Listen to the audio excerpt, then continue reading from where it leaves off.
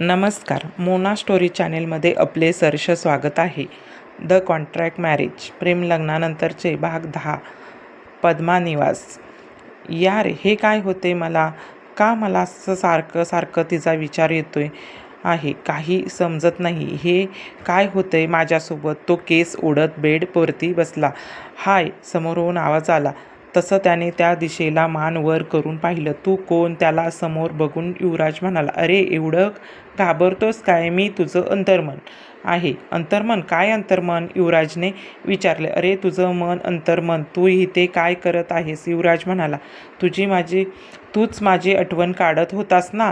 तुला प्रश्न पडले होते ना? त्याचं उत्तर द्यायला इथे आलो आहे. अंतर्मन म्हणजे? त्याने न समजून विचारलं. हेच की ती नाहीये तर तुझी चिडचिड होत आहे. तुला तिचं हसणं, तिचं रागवणं सगळं काही आवडतं ना? तिचा सहवास आवडतो. एकंदरीत तुला ते आवडते आणि आता तू तिच्या प्रेमामध्ये पूर्णपणे पडला आहेस. अंतर्मन, हे कसं शक्य आहे? मी कसं काय तिच्या प्रेमामध्ये पडू शकतो? युवराज म्हणाला. प्रेमामध्ये शक्यता नसते बरं, मला एक सांग. जे तुला म्हणालो ते खरं आहे का नाही? अंतर्मन, हो, बरोबर आहे. मला तिचं हसणं, तिचा सहवास सगळं काही आवडत. पण याचा अर्थ असा आहे का की मी तिच्या प्रेमात पडलो? युवराज म्हणाला. हो, अर्थातच. जेव्हा आपण एखाद्याच्या प्रेमात पडतो तेव्हा आपल्याला त्याच्या सगळ्या गोष्टी आवडायला लागतात. चांगले आणि वाईट ही सगळ्यांच्या गोष्टीवर आपल्याला प्रेम येतं. आता तरी तुला समजलं ना की तू तिच्यावर प्रेम करायला लागला आहेस आणि आता उशीर करू नको. तिला पटकन प्रपोज कर. ती ही तुझ्यावर किती प्रेम करते तू पाहिलंस ना? तुझी किती काळजी घेत होती. तू आजारी पडल्यावर अंतर्मन, हो, बरोबर आहे तुझं. आता वेळ घालवायला नको. मी तिला पार्टी दिवशी प्रपोज करतो आणि आमच्या दोघांमधले झालेले मॅरेज कॉन्ट्रॅक्ट ही संपवून टाकतो आणि तिला कायमची माझी बनवतो. युवराज खुश होत म्हणाला. तसं त्याच अंतर्मन गायब झालं. त्याचा स्वतःवर विश्वास बसत नव्हता की तो खरंच प्रियाच्या प्रेमात पडला आहे की प्रेम या गोष्टीवर आणि त्याचा दूर काहीच संबंध नव्हता. त्याला प्रेम या शब्दाचा खूप तिटकारा होता, पण आता तेच प्रेम त्याला जन्नत वाटत होते. ती फिलिंग, सगळं काही त्याला असं वाटत होतं. तो एकटाच हसत विचार करत होता की चिल्लर पार्टी ह्याच्या रूममध्ये दाखल झाली. अरे, अभय, निशा, अथर्व, तन्वी, तुम्ही सगळे माझ्या रूममध्ये काय करताय? युवराजने गोंधळून विचारलं. काही नाही, असंच तुला बरोबर बोर होतंय ना, म्हणून तुला कंपनी द्यायला आलो. अथर्व दात काढत म्हणाला. काय रे ब्रो, तुला वहिनींची आठवण येते की नाही? निशाने खेचत म्हणाली. तिची आठवण कशाला येईल मला? तो नजर चोरत म्हणाला. बरं, ठीक आहे, मग मी सांगते प्रिया, हे तू असं न असताना दादाला खूप भारी वाटतं म्हणून तन्वी त्याला चिडवत म्हणाली. तसं अभयनेही तन्वीची बाजू ओढली. हो दादा, थांब, मी फोनच करतो वहिनींना. तुम्ही आज घरी येऊ नका. तुम्ही तुमच्या घरी जा. दादाला एकट्याला जायचं आहे. म्हणून अभय फोन काढत म्हणाला. युवराजने पटकन त्याच्या हातातला फोन घेतला आणि पिलोने सगळ्यांना बडवायला चालू केलं. आता सगळेच पिलो घेऊन एकमेकाबरोबर होते. पूर्ण रूममध्ये पसारा करून ठेवला होता. सगळ्यांचा दंगा चालू होता. युवराज ही कधी नाही तो आज त्यांच्यामध्ये सामील झाला होता.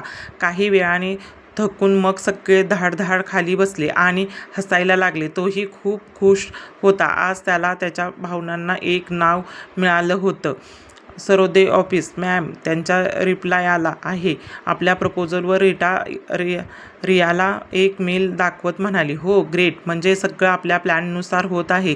तर प्रिया म्हणाली. निहाल, कॉन्ट्रॅक्ट बनवत असतानाच त्याच्यामध्ये एक अट टाक की कोणत्याही प्रकारची असभ्य वर्तणूक केली तर कॉन्ट्रॅक्ट तिथेच कॅन्सल होईल आणि त्याचे नुकसान भरपाईही दुप्पट किमतीनं करून द्यावी लागेल. प्रिया म्हणाली. ओके मॅम, निहाल म्हणाला. आणि हो निहाल, तिचे राहायची व्यवस्था ही आपल्या जवळच करा, म्हणजे तिच्यावर नजर ठेवणे सोपे जाईल. आपली 2 माणसे तिच्या मागे लावून ठेवा. मला तिच्या प्रत्येक सेकंदाचा अपडेट हवा आहे. प्रिया म्हणाली. ठीक आहे मॅम, मी आलो म्हणाला. बरं, हे झालं कामाचं. आता मला सांगा, तुम्ही दोघं लग्न कधी करणार आहात की असंच सगळ्यांचा विचार करून म्हातारी होणार आहात? प्रिया त्याच्यावर नजर रोखत म्हणाली. मॅम, आम्ही तर कधीच तयार आहोत, पण घरचे तयार नाहीत. त्याचं असं म्हणणं आहे की तो अनाथ आहे, त्यांच्या खानदानाचा काही अतापत्ता नाही आणि अशा घरात आम्ही तुला कसे देऊ? रिकामा नाही असं कसं? अनाथ आहे या कारणावरून ते नाकारू शकतात आणि तो अनाथ नाहीये, माझा भाऊ आहे, सांग त्यांना, नाहीतर राहू दे, मीच बोलते त्यांच्याशी. प्रिया म्हणाली, ठीक आहे मॅम, तुम्ही बोलल्यावर ते तयार होतील.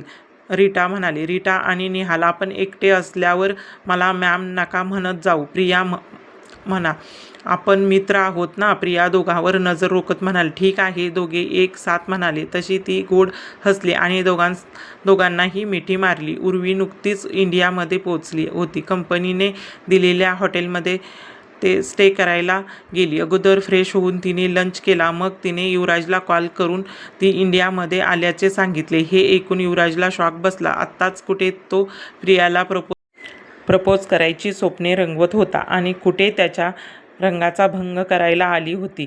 त्याला काही समजत नव्हतं काय करावं, पण ती भेटायला जास्तच फोर्स करत होती. त्यामुळे तोही तयार झाला. बघूया काय होतं त्यांच्या भेटीचा नेक्स्ट पार्टमध्ये.